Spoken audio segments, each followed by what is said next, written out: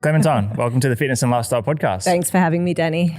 I've been very excited for this conversation today. Obviously, you and I, we chat weekly, and I've thoroughly enjoyed our conversations for the last, probably 9 months, which has been cool. It would be. We are very fortunate to have had some incredible guests on the show who have done some amazing things, but more importantly, just incredible people. And today I'm excited for you to kind of share a bit about the early stages of the business, a bit about yourself, but also give people just some insight into what really goes into building somewhat of an empire in terms of your business and Salt Lab at the moment. But if we go all the way back to the origin story of Salt Lab, is there a moment that really sticks out to you where it all kind of began, whether it be just a small idea, the first action? Where did it all kind of start? Yeah, I've always been very interested in health and wellness, and I'm a nutritionist by trade, and I started up a gym in Williamstown. I sort of was doing functional training before the craze of functional training began. I actually used to follow you, and I was always inspired by your your training. So thank you. Full circle moment. Yeah. And I think I have always thrown myself into things in a deep way. I don't do things by half. And I had burnt myself out starting this gym. I was having hormonal issues. I wasn't sleeping. I was going to doctors, and they were like, I don't really know, you know, nothing's wrong, but something's wrong. Somewhat of a chronic fatigue type feeling. Yeah, absolutely. And then I went to this Chinese medicine doctor, and he was like, topical magnesium. And this is 15 years ago, just was not a thing. And so it was a learning. I was like, okay, sort of started sussing it out. When I actually started using one of the only products I could find on the market, I was like, I can see the potential here. It wasn't amazing. It wasn't an amazing user experience, but I could see the potential, and I did see shifts in my health. Yep. And I was training the Australian lacrosse team, or some of the members of the Australian lacrosse team at the time. And so I started making it, and I was really obsessed with getting the raw ingredients as pure as possible. I was obsessed with the purity of the product, because coming from the ocean, heavy metal contamination is real. And I was like, this could definitely be more detrimental than it is positive. Beneficial, beneficial. So my husband and I literally were making it at the gym out the back for the first 12 months, and we were just giving it to my clients. And the changes that people were seeing, I don't know if you've ever watched lacrosse, but they go hard. They are weapons. Yeah, it's wild. Yeah. And I was like, wow, these girls are waking up not as sore, and they're able to train again. And they so the feedback at this elite level was so good. I was like, imagine what this could do to people. Then when I started making our own, the benefits that I saw in myself, my husband, I was able to fall pregnant. There were things that I just wouldn't have been possible. Wouldn't have attributed. You probably wouldn't have even thought that there was the connection between a lot of those benefits either. No, absolutely not. And I think magnesium deficiency can show up in so many different ways for every different person, and it is really personal and unique, and it's not always just, oh, I'm not sleeping, or oh, I've got restless legs. It's these tiny little symptoms that your body tells you over time that becomes your norm. Yeah. And then you crash, and once your body starts to take this important mineral in, your life can turn around. It's insane. And so I think for the first, I was just obsessed. I had a brand new baby strapped to me. I was pounding the pavement, going to gyms, spraying people. I could not get enough talking about magnesium. I didn't care how people took it. I didn't care if they bought Salt Lab or not. I just wanted people to know how important this mineral is. And I think that was the unlock for me of this is my purpose. This is it. Just for those listening that maybe not aware of the product itself, can you just give a little bit of insight into how it's used and the difference between the oil, the spray and contact with the skin in comparison to essentially maybe a tablet or a powdered form in a drink? Yeah, absolutely. And look, I think I'll preface, there's a place for it all. Yeah. all supplements. It's finding what works for you. So Salt Lab does topical magnesium. So it's magnesium chloride applied to your skin. So your skin is obviously the largest organ, and it's a really gentle way for your body to absorb it. So for me, like I was rock bottom burnout. I was taking powders and they were just going straight through me because I was so depleted. My body was like, oh, and you're asking me to do one more thing? And it was just like not happening. So I was getting like really upset tummy. I was like, it just wasn't being absorbed at all. So the introduction of topical, applying it to you, so you can apply it to your tummy or feet or anywhere really, but I always say start with your tummy and feet because you can get a tingle when you first start it, which is very normal. Doesn't mean anything's wrong. It's just your body going like, what is this mineral? How do I use it? It's just a new introduction. So like anything, take it easy. And is it a sign of deficiency? It can be. Yeah, it can be. So not all the time, not 100% all the time? No, not all the time. It can just be like, it depends on the strength of the magnesium. Like we've got a kids range, which is pure, like we say it's a kids range, but if you've got sensitive skin, we would recommend that. So it can be the strength and we just say build up, but applying it to your feet generally will remove the tingle because your feet aren't as sensitive. The skin's, a bit tougher. It's just it's a safer option. But yeah, it's just really gentle. You're not telling your body what it needs and you're just putting it on its largest organ and going, hey, take what you need when you need it. And I always say, like, if we zoom back when our food was abundant in minerals, we didn't starve ourselves all day of magnesium and then body slam it at night. Take a one big hit, and go, here, deal with this. Exactly. It was, we were exposed to it all day. So it's like with Salt Lab, we really emphasize that exposure and those 1%ers that you can add it into your day to build up at the end of the day to what you need. I love the part you mentioned before about making it out of the gym, and I would imagine probably at home as well. Like, knowing where the business is today, and obviously we're going to talk about that in this conversation, but do you kind of look back at those moments and throughout those moments, were you kind of really living in the moment and enjoying it for what it is? Or is the mentality like, I want to grow this as quick as possible and I don't want to be doing it at home anymore? Nah. I was in it. Yeah, I was in it. I loved it.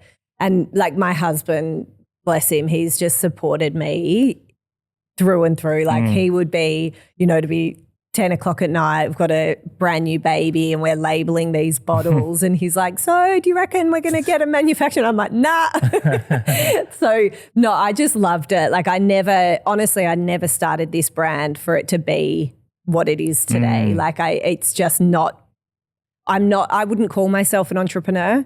I wouldn't call myself like business doesn't necessarily light me up. When I'm passionate about something though, like I am all in. Yeah. And so I think my purpose, once I saw the influence this product could have, it was like, I want it to be like the modern day Vicks, where it's just in every household. It's a household product, it's a household product. And I always say like, it's not going to cure everything. If you've got sleeping issues or like, anxiety, and there's so many layers to it, but magnesium is essential for over 300 reactions in the body. So if we're getting the fundamentals right and we're giving your body what it needs to be able to operate optimally, we're not teaching your body or giving your body something in order for it to like mask or fix it. We're literally just giving your body the fundamental tools it needs to do what it knows how to do. Yeah, to do its job. Yeah.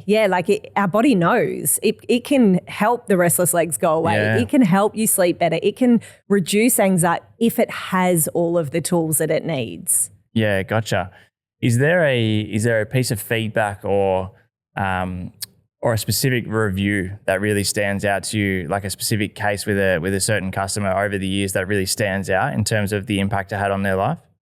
God, there's so many. There was a period there, and I still do it today. Like if I'm going through a really tough time, I'll just sit and read through reviews. Yeah. Because I think just the common theme is like, it's changed my life. And whether that's from a mum that is getting up and seeing their daughter in agony with growing pains or teeth grinding and they're worried about what's wrong, like it, I don't know that the extreme of what the symptom is matters, but when someone says like, this product has changed my life, it hits different. It kind of is just that purpose. It's why I get out of bed. It's why I have been able to build the business to what it is today. And I mean, I think the support we have from our community is just insane. Like I just couldn't have ever imagined it. Yeah. You and I have had a bunch of discussions around identity. I think we'll dive into a bunch of that stuff today because, a lot of our conversations around personal development and mindset and I thoroughly enjoy them and I know you do as well. Yeah.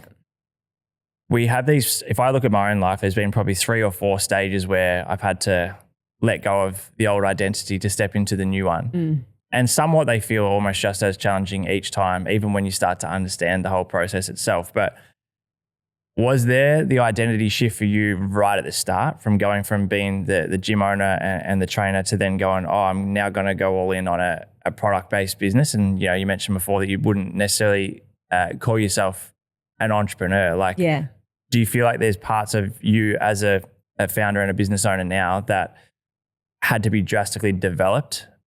Or do you feel like underlyingly it kind of was part of your makeup from the start? You just hadn't really explored it. I feel like to be a founder, you need a level of resilience that I don't know everyone has. Maybe it can be taught. I don't know about that. But I feel like I've always had resilience. So I feel like I've had and I have the traits, I suppose, of a founder. But I suppose my purpose and why I do something has to be rooted in something more than just to build a business for money. That doesn't light me up. I think for me, some people just love business. Like they just thrive on building an empire. I've never been that person. So for me, I thrive on seeing people's lives being changed and creating products that align with my values around clean, like functional, minimalist, safe for the whole family. Like that's where I thrive, and that's what really lights the fire inside me. Is like, and so I think there's been an identity. I've definitely had identity shifts. I no doubt we'll touch on a few of them, but I think fundamentally, I think I've got the resilience of a founder. I think for me, it's been I've had to learn business and how to run a business and how to run a business that grows rapidly, and I'm in the thick of that. I mean, I'm sure you could have a list 5 pages long, but what was the biggest internal shift you had to make from a, not necessarily like a personality perspective, but in terms of just that whether it be the self-awareness, whether it be certain skill sets, whether it be part of the identity, like from the beginning, and then when you realize, okay, shit, this is something that we can, really build here into something special. What had to shift the most, if that makes sense? Yeah. I think the biggest shift has been when we had the fire. So 2023, I suppose just to backtrack, I've always tried to do things that align best for the family. I've now got 3 kids and have run the business alongside sort of having babies. And then when COVID hit, my husband was in HR for Deakin University, and I sort of was like, the balance just isn't here. Like I'm trying to run this business. We've got 3 babies. Daycare didn't necessarily feel good. He was going to work and, driving an hour and a half across town and getting home after the kids were in bed. And so COVID hit and, everything blew up. Yep. And we sold our house and hit the road and bought a caravan. We're not campers. We had never camped really. Yeah. But we bought a caravan and went Nice. traveling for 2 years because I think we just needed to quieten the noise of what was going on at that time. And I think my mum instincts kicked in and I was like, I wanted to protect these 3 kids with everything that I could. And so we hit the road. We traveled for 2 years. We were camping at the Bay of Fires of all places in Tassie. And I get this phone call from our third-party logistics company. And they were like, we've had a fire last night. And I was like, okay. Well, like much damage? Like, oh, we don't really know yet, blah, blah. Waiting all day, nothing. And then I just get a text message going, yeah, you've lost everything. And I was like, what do you mean everything though? Like, what do you mean? And they were like, sent me a photo and it was literally like you could see our bottles on top of this just like decimated building. Wow. And I was like, wow. And I think that was a moment where up until that point, I'd probably really stood behind the business. Yep. And I had I don't love being in front of the camera. I don't love being seen in that capacity, online. Like I'm not a personality, so to speak. Gotcha. In that way. And so I'd really stood behind the business and I hadn't really like spoken about why I'd done the business and my passion. And then this happened and I was like, I remember looking at my husband and going like, is this it? Like, do we close the business? And for context, if you're happy to share, like, in terms of financially, what was the damage? Yeah. So we had $1.5 million of stock. Oh, wow. Yeah. So, and we obviously had sold our house. So we were living in a caravan. And so it was that moment of like, yeah, cool. We've got some savings, but this is going to take everything that we've got to get back on our feet. Yeah.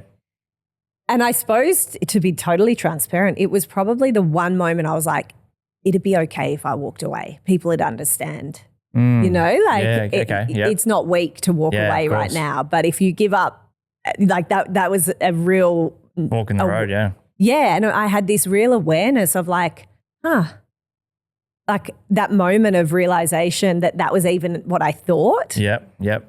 And then I just looked at my kids and I thought, nah, like they're going to see us build this back. How you respond. Yeah. Yeah. And so it was a long road, but the first thing I had to do was stand in front of the camera and tell the story. Yep. And I had to sit there and I remember I shot this video and it was so raw, like I was in tears, like my hair was all over the place. I looked exhausted, but I did not have the energy to reshoot. Yeah. And I just put it up organically and it went viral. And it was literally just talking about what had happened. Yep. And that was a really big moment for me of like letting go and standing back in front of the business and the doubt and the insecurities I had. You know, I never forget I read a comment on it and I don't think I've ever read a comment on another video because it was like, you look tired. And I was like, yep, I probably haven't slept for about a week. Not because of the product, but because I've just lost everything. Yeah, 100%. But they were the comments that I was hiding from. Yeah. Yeah. They were the comments. And it was really interesting when I look back, and I know you and I talk about this a lot in terms of like, you don't realize the resilience that you have until you are pushed into it almost. And when I look back though, I remember for like probably 6 months before there was this like resistance. There was a real conscious resistance to getting in front of the camera. And so now whenever I have resistance to something, I lean in hard. Yeah, fire's not going to get me there. So it's a really, I think that was a big moment for me of like stepping into my power again and, you know, like backing myself that I belonged in front of this business and I could be seen in front of this business and I could lead it. Yeah. Are there certain traits or qualities or even traits or qualities that you possess at the moment that, you know, at some point in time earlier in life, you would never have imagined that you could kind of hold the stuff that you're doing now and show up as the person you're showing up as? Yeah, a lot. I you know, like business has peaks and troughs, you know, course. like I've been in court with my business. I've lost everything in a fire, but then I've had $1 million days and $4 million months, you know, like it's the ebbs and flows, the peaks and troughs have been so wild. I never could have imagined any of them, like good or bad. Yeah. And I think, you know, even now, I don't know that I could be going through what I'm going through in this season if it wasn't for the fire. If it wasn't for the court. Could I have got through the fire if it wasn't for the court case when I was, you know, 39 weeks pregnant and then with a brand new baby, 3 days old? Like, I don't know. Yeah. And I really believe that all of these trials and tribulations that happen in your life are the layers that need to be built in order for what you are calling in. Prepare you for what's next. Totally. And I think, you know, I've always had big dreams. I've always had big ambitions and big goals, and I've always thrown myself into things. Like when we got back from camping, we bought 300 acres and now farm. Like, we're not farmers. We are now. We are now. Well, my husband is.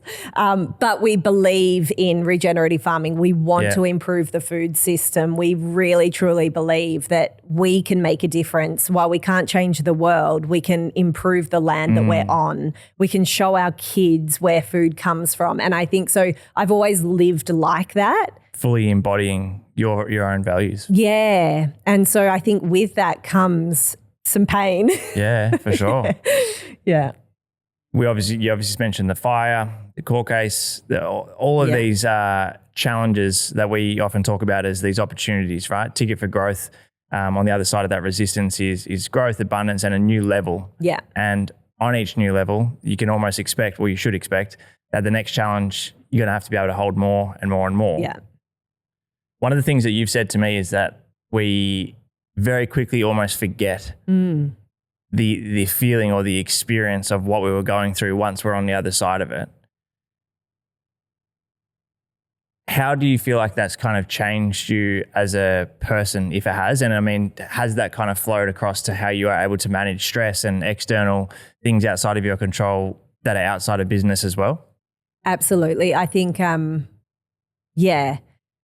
I was saying to you, like, I can't remember the depths. Like I remember them on a conscious level, but like I can't remember that true pain when we were in the thick of the fire or when we're in the thick of the court case or when, you know, like it's like childbirth.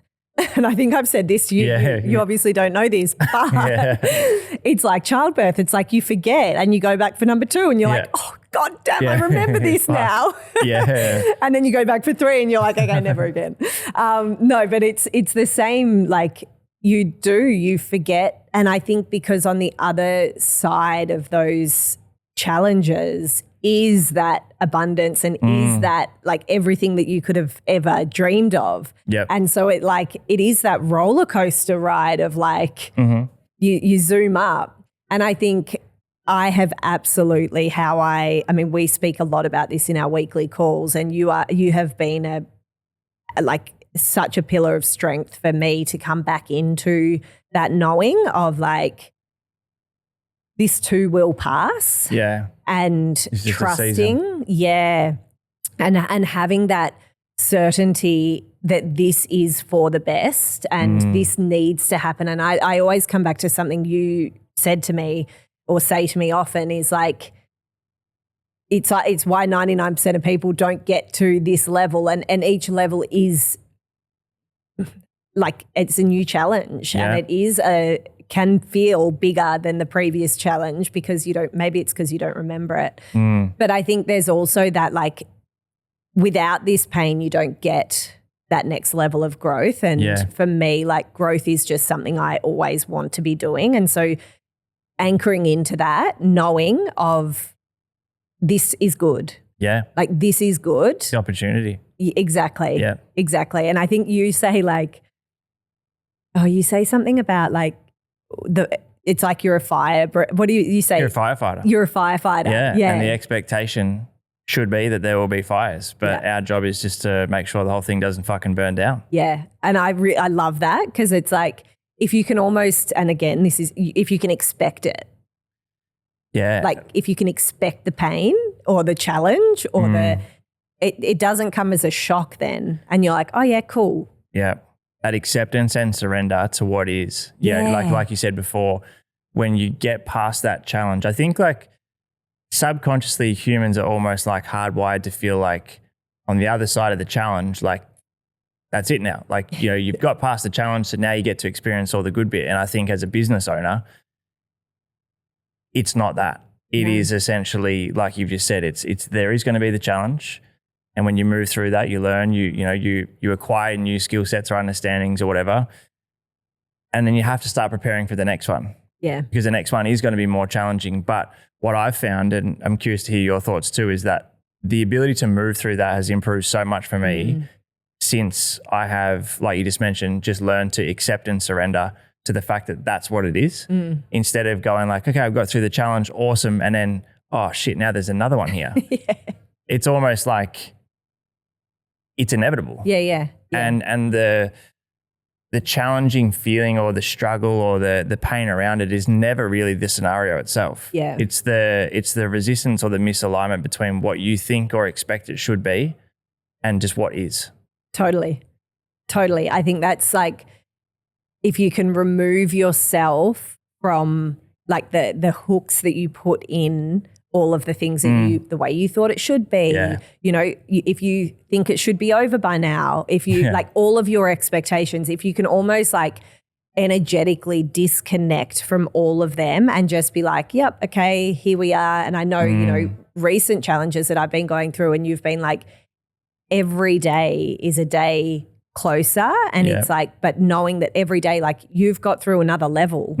And I think that has, that's a big one. I think just the hooks that we put in things, the meaning we tie to things, it's the narrative, it's the stories we tell ourselves around it. Like, oh, this should be over. I shouldn't be going through this. Like, why me? It's what you're making it mean. It is what you're making it mean. And if you can actually just, and I think is also the projection of your inner dialogue, that it's then like other people are doing it to me or other people, it's like them versus me, when actually, if you can just let go of all of that and be in the surrender and acceptance of what is and trust and have certainty that this is absolutely right, it makes it a lot more enjoyable. Yeah, it's just that, like you just said, it's allowing it to be what it is.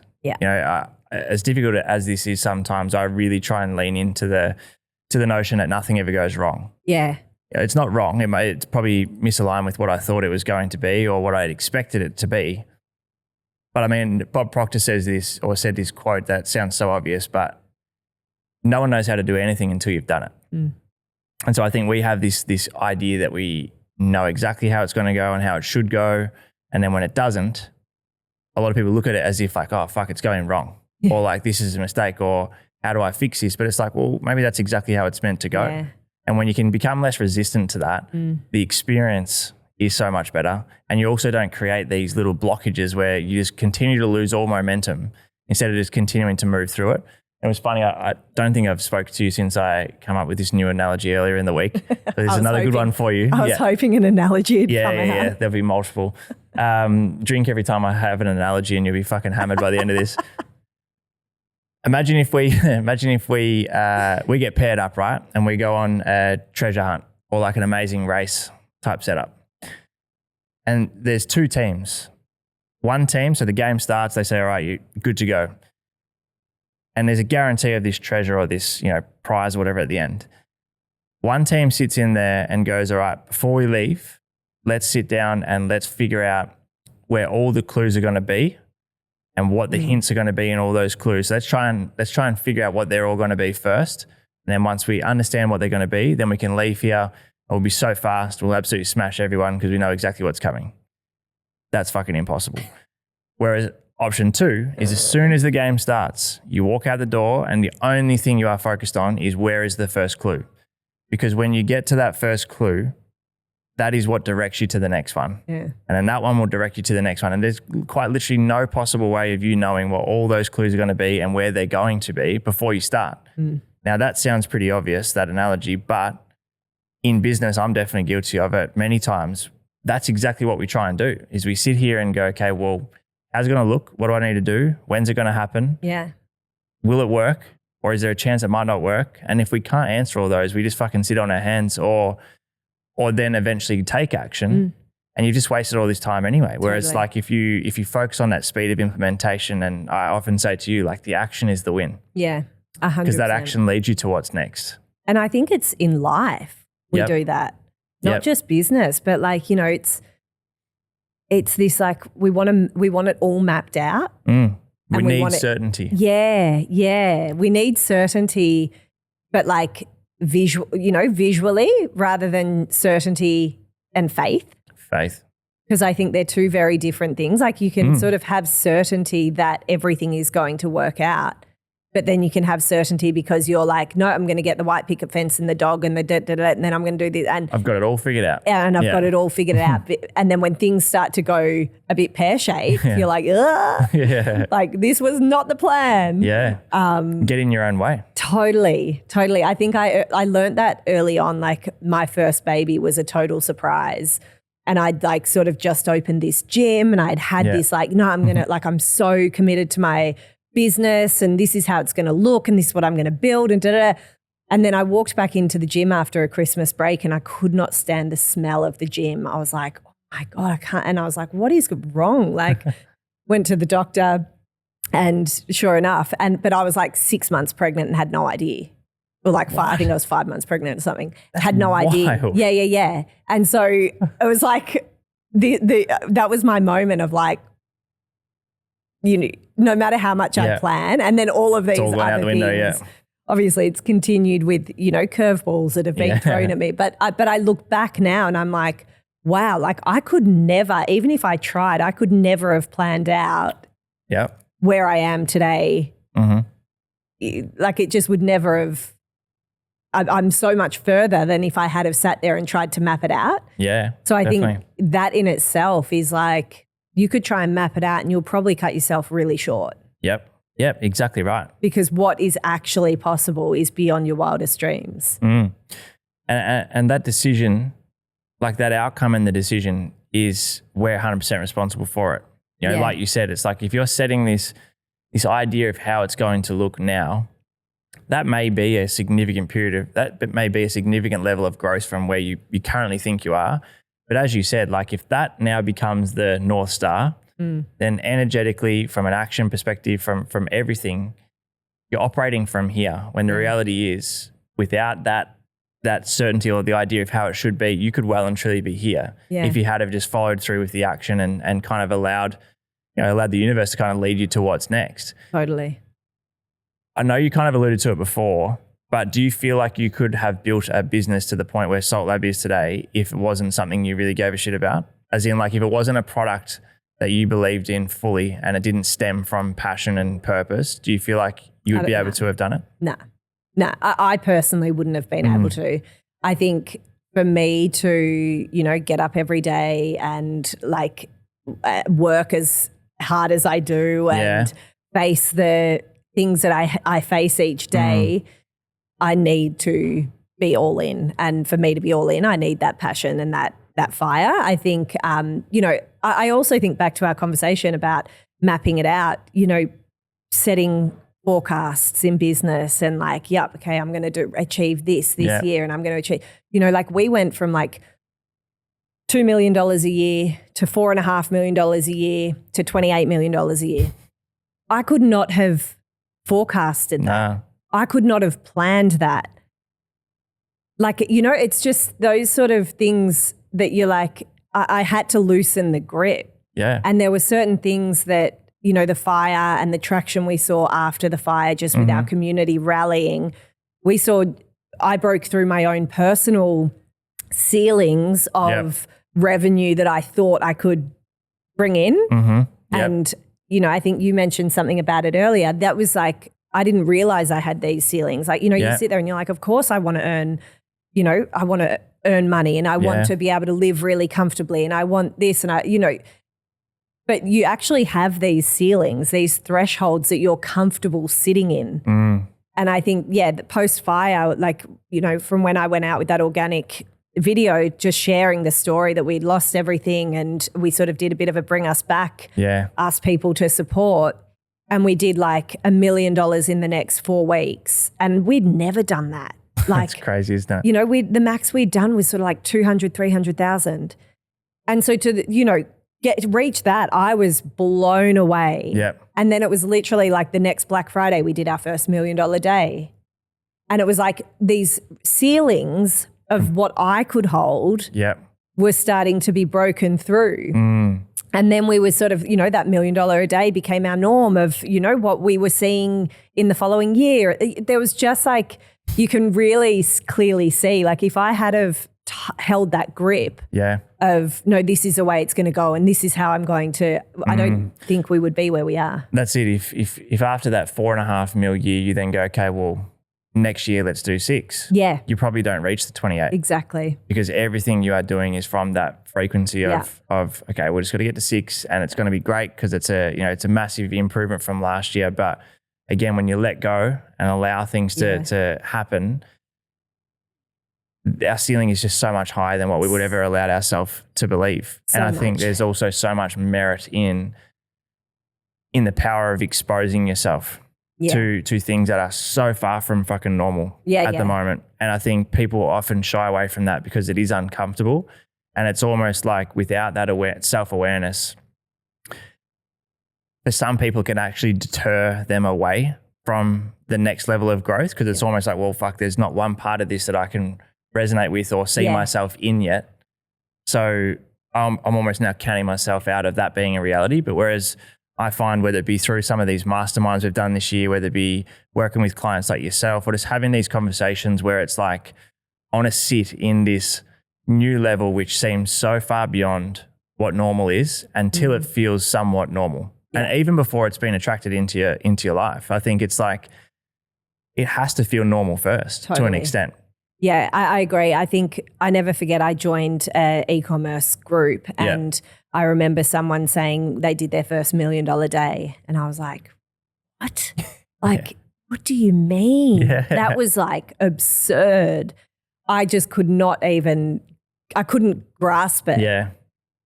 And then the exposure points through that group was like, well, actually maybe. Yeah. Like maybe. And then it just, it wasn't like I was like, okay, I need to do this. But my capacity opened up to it's now part of your consciousness. It's just a part of it, 100%. And I remember leading up to like when we were really scaling hard and it was happening subconscious. Like it was not like there were months where I was like, oh, like it'd get to the end of the month and I'd be like, oh, we've just done our biggest month ever.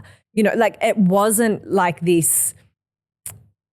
It wasn't a fixation on the result. It wasn't a fixation on the result. It was just like, it was working. Let's lean in. Yeah. But what I was doing every morning was I was waking up. I was in meditation. I was doing tapping around money blocks. I was, Bob Proctor style journaling. I was like, so I was so deep in the practice and almost unconsciously, like I wasn't even necessarily like driving the external result. It was flowing so easily. Because you were living it. Because I was living it and I was actively removing any blocks before my day even started. I wasn't falling into my day reactively. Yeah. I was so consciously carving that time out. Yeah, starting your day operating from the frequency of that next that next level of you. This kind of ties perfectly into this next question. How have you found the balance between, because I know a lot of listeners to this podcast and a lot of this audience are hard workers, right? As in like they make shit happen and put in the work and show up and they hustle and grind and all the rest of it.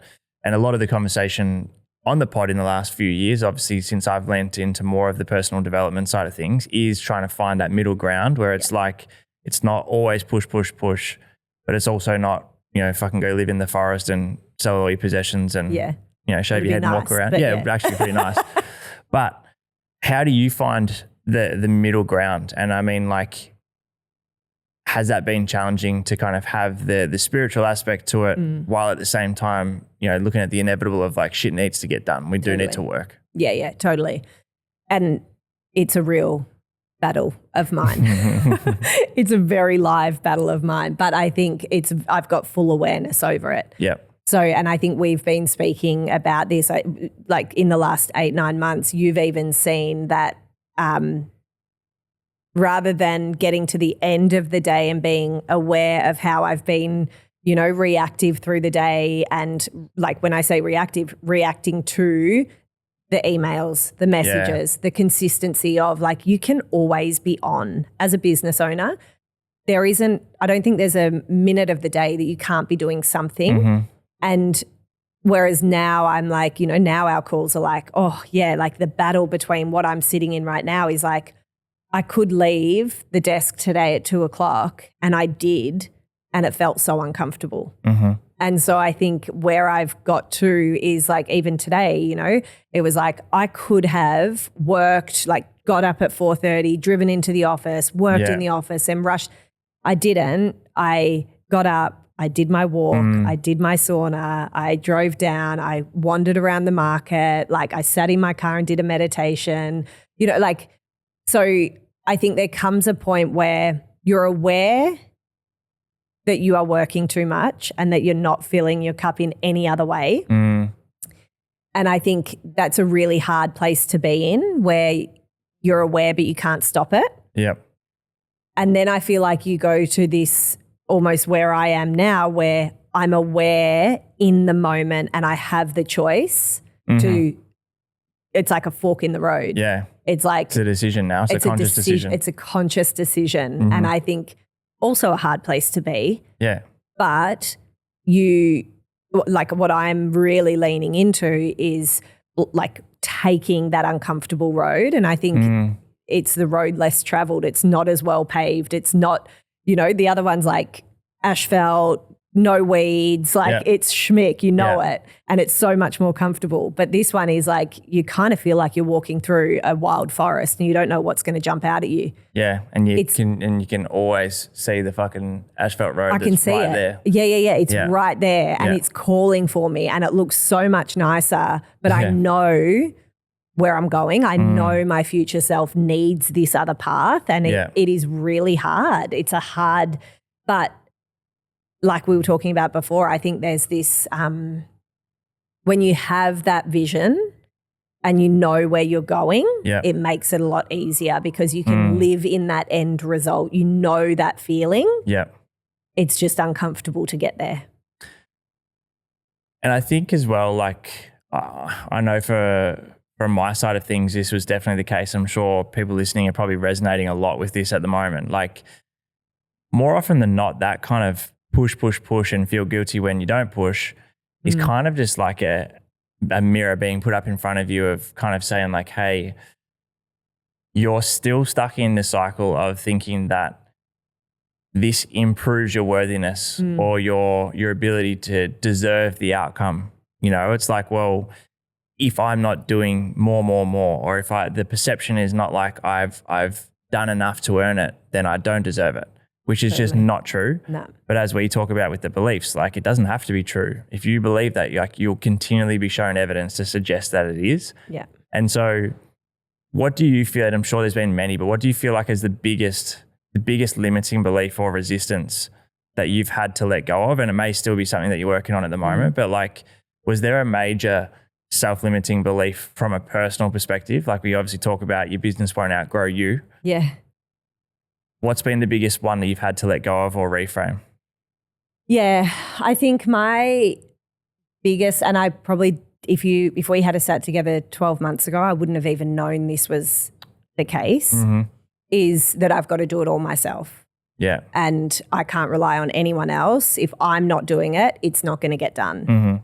And I think that this has really come to the surface in the last, like since, we've been doing working together, it's probably, it's probably really in the last like month that it's been really prevalent. But, like I moved out of home when I was 16. I lived in a caravan park and went to school and worked. And so I almost like signed this. Yeah.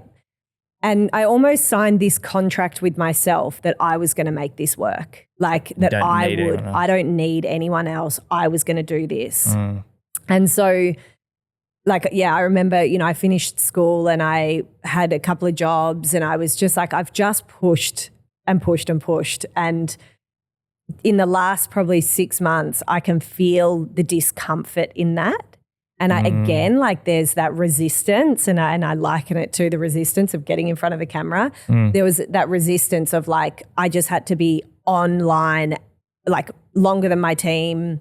Yeah. I had to always be available. I had to always be on. And there was resistance there. I could feel it didn't feel right, but I kept doing it. And now I'm like listening to the resistance and leaning into it and being like, okay, this is my cue to find that balance. And this is my cue to actually like take those moments where I'm either front blocking my day or back blocking my day or, you know, if I've got something like this on, I'm not trying to be online. I just let people know I'm not online. Yeah, and that's okay. But yeah, that I have to do it all myself. Otherwise, it's not going to get done. And actually allowing myself to rely on other people is really uncomfortable for me.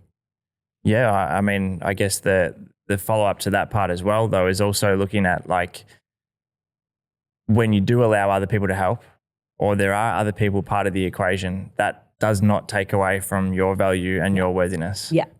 You know, I think that's probably one of the things you and I have had in common with business, like that we talk about a lot, is that when you do try and do it all yourself, that becomes like the badge of honor, that becomes the identity, right? Yeah. And so it's like, oh, well, if all of a sudden I'm not needed, I'm less worthy or I'm of less value now, which is just so not the fucking truth. Nah. But it's just interesting how when that is that anchored belief, it's like everything points to the fact that that's true. Yeah.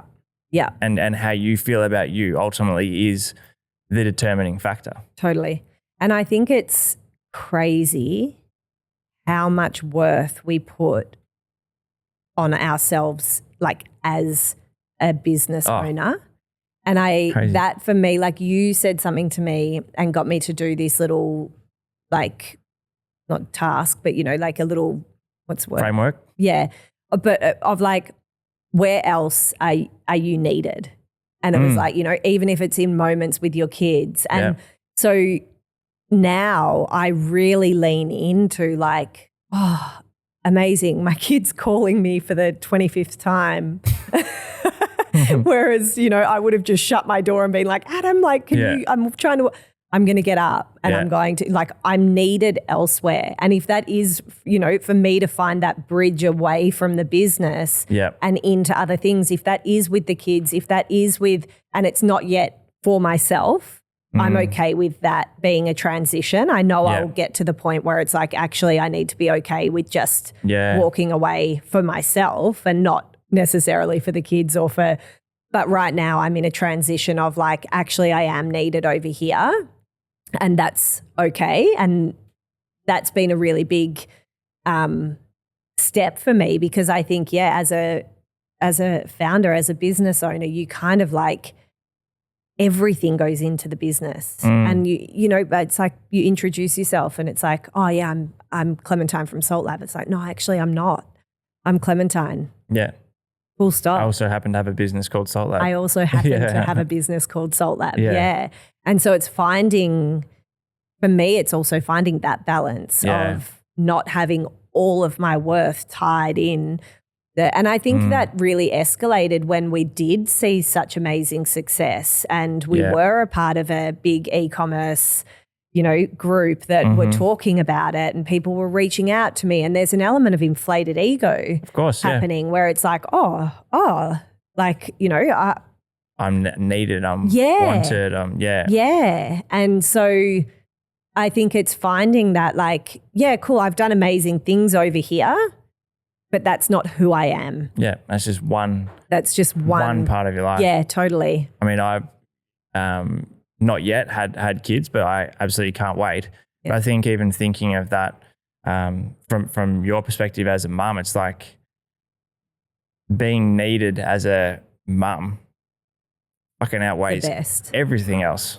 Outweighs everything else. But I think when when the business side or whatever it is, whether you're an athlete, a business owner, whatever, podcaster, when you spend majority of your conscious time on that, it starts to feel like that's the most valuable place where you're needed. But the reality is, if you were to look at, like you said, if you were to look at your life, Salt Lab's probably fucking down here. Oh, you know, 100%. there are so many things that actually come before that. Yeah. That we almost like, you start giving it less of your attention or less of your consciousness because it seems like it's not as significant. But the reality is it's fucking far more significant. 100%. And I think, like, I never forget after I had my second baby, and that was right in the midst of this court case. And it was super emotional time, and I was heavily pregnant, and I was getting, you know, legal notices while I was in hospital. And I remember I had her and I was holding her, and I remember just feeling this, like, actually nothing else matters. Like, even though there is this court case happening, I remember, and I was like, I never want to lose this feeling of this is actually that perspective. Yeah, the perspective, exactly. Totally lost it because absolutely, like, you know, she's 6 now, but I think there's that if you can pull yourself into realizing where else you are, because it's like, oh no, I can't catch up with your friends because you've got to work. Yeah. Oh no, I can't see your family, got to work. Oh no, everything gets put on hold. Yeah. And it's wild because I think I've found, like, you know, now I close out every day when my girls get home. My middle child, actually, ironically, the one that I remember having that feeling with, she taught me how to knit. Oh, yeah? And we just sit on the couch and knit together. And like, the rule for me is my phone is away. Yeah. And I just sit there and connect with her, and I just knit. And it's like, I never would have thought I was a knitter, but I love it because it's just that moment where it's like, actually, I'm needed here right now to help her regulate herself after school and before bed. And this is my number one priority. You know what? I'm going to mention this as well because again, the audience of the podcast, there are a bunch of business owners. There are a lot of people who are high performers, who are driven for success and growth. And I just want to mention, like, that is also fucking awesome. Yeah. I think the big point to take from what Clementine just said now as well is that these other areas that have just as much, if not more importance, they do not take away from the ability to see the success and the growth. They actually multiply it. Yeah. Like, they amplify your ability to do so. You sitting every night knitting is directly or indirectly or directly, however you look at it, allowing you to show up as a better version of yourself in the business, which will inevitably grow the business. And so I think 100%. It's being able to not see it as separate. Yeah. It's like, it is all collectively one thing. Like, we've talked about it a lot lately. Like, if me going out for lunch in the middle of the week on a fucking weekday for an hour or two with my fiance allows me to feel really good and be in a really, really great state, then that's actually going to do more benefit for my business compared to sitting in front of my laptop for 8 hours straight, hustling and grinding just for the sake of being there. Like, 100%. Because who I then feel like I am, or the state that I'm in, that is the determining factor of how everything else goes. And so it is all connected. It's not separate. It's not. And I think that's a really good point. Like, how I feel towards my team, the business, like what I need to do the next day has shifted dramatically when I do take that time out. Yeah. Because I'm not resentful that I'm just feel like I'm tired. I'm actually grateful because I feel like I have a business that allows me to step away at 4:30 to sit with my daughter. Yeah. So I feel totally different. Like you said, the energy I'm in when I go to work the next day, or I, might need to log back on that night once the kids are asleep. But the energy I'm going into it with is totally different because I've had that time. Because you've had that time.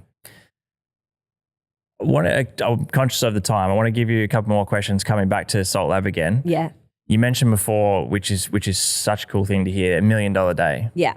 Can you give us an idea of how many units or how many sales that requires to get? I mean, just a rough estimate. Like, how many sales is that in one day? That's mind blowing. I think we did like 15,000. Wow. It was Black Friday. Yeah.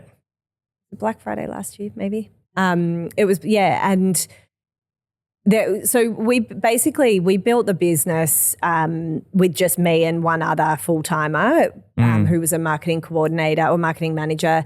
And so it was pretty like, crazy. It wasn't, we didn't really think wasn't like we were gunning for this $1 million day. It was just, we sort of put the offer together, we mapped out what it would look like, and we sort of went for it. And we did this like 40% off for 4 hours. And hit $1 million. And I think, and then but again, like it just flowed. Yeah. Like it wasn't a grind. It wasn't like, there wasn't resistance or like fear or anything like that. It just, and I was like, oh wow, You're just more so observing it. It was, yeah. So, and I think, like I said, financial, it's a really weird thing because I'm not driven by financial things. Like, so. But at the same time, financial milestone means that you are having more impact because there's obviously more people with your product. And so when I was like down in the warehouse and they got 12,000 orders out in the day. Oh, wow. And I was just like looking at these parcels, like crates and crates and crates of stock going like all over the world. So cool. It was that moment where I was like, this is our product that we made on our kitchen bench that is now like, there's 4 trucks coming today just to collect this product that is going out to homes that are going to have an impact, like, and change lives. Like, that's so cool. I think, it's always obviously reaching these financial milestones are huge. But there is still, I don't know, and maybe it's but there is still a part of me that's like, I've never really had like, I want to own a business that does, I want to own a $1 billion company or I've never had those kind of goals. I think for me, it's like I said earlier, how many homes can we get this into? How many lives can we change? The impact we can have. And I think that, that's sort of where I've gone to with the farm as well. It's just like, how can we grow as much food as possible? Like, I'm not a gardener, but you should see my garden. And we literally just like send boxes of produce to school for the parents, to take some produce or like I'll bring it into the office or whatever. But it's just like, it's more impact driven. And I'm like, that's what sets me alight. That's awesome. Well, I've thoroughly enjoyed having this chat with you again today. As I said before, I'm lucky enough to chat with you every week, but I know the audience is just going to take so much value and enjoyment from today's episode. I hope you've enjoyed coming in and having a bit of a chat through it and a bit of a reflection. We'll obviously have all the links to Salt Lab and whatnot in the show notes below, but how can the audience best support Salt Lab? Yeah, so you can purchase from saltlaboratory.com or just follow us. We're big on education. We share lots of, informative information around magnesium deficiencies, sign of deficiencies, etc. at salt_lab on Instagram. Beautiful. And what I'm going to do, guys, the first 5 people that leave a comment on Spotify. So if you're listening to this on Spotify, first 5 people that comment on this episode, I'm going to reach out to you individually and purchase you a Salt Lab product and send it out to you. So the first 5 that comment on this episode, would love for you to share this episode with someone that you care about. Take a screenshot, share it on social media if you want to. Love getting feedback on who's tuning into the show and the value you take away from it. So thanks again for coming in, Clementine. That was awesome. Thanks so much, David. Appreciate it.